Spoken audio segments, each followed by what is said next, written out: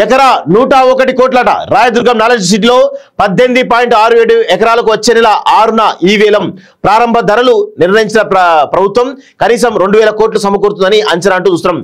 రాయదుర్గ ప్రాంతంలో వేలమైన భూమి.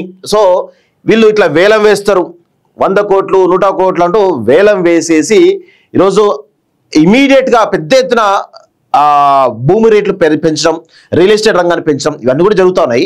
సో ఇక్కడ నేను ఒకటి చెప్తా ఉన్నాను, గతంలో కేసీఆర్ ఇదే విధంగా హైదరాబాద్ మహానగరంలో ఈరోజు రియల్ ఎస్టేట్ రంగాన్ని విపరీతంగా పెంచేయడం ద్వారా సామాన్యులు, మధ్య తరగతి, దిగువ తరగతి, పేదవాళ్ళు హైదరాబాద్లో ఇల్లు కొనేటువంటి పరిస్థితి లేదు.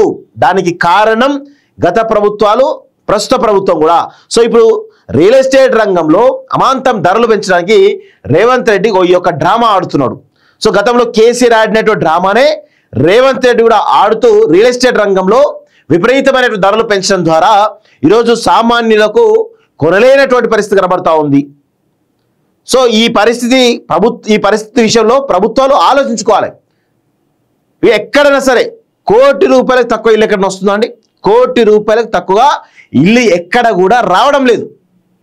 సో దీనికి ఇది ప్రభుత్వాల చాతకనితనమే కదా. ఎంత దారుణంగా ఎవరన్నా ₹1,00,00,000 పెట్టి ఒక సామాన్యుడు ఇల్లు కొట్టే పరిస్థితి ఉందా? మధ్యతరగతి వారు ఈరోజు ₹1,00,000 జీతం నాకు వస్తుందని అనుకుందామండి. ₹1,00,000 జీతం వస్తే నేను ఒక ₹1,00,00,000 ఇల్లు కొనగలుగుతానా?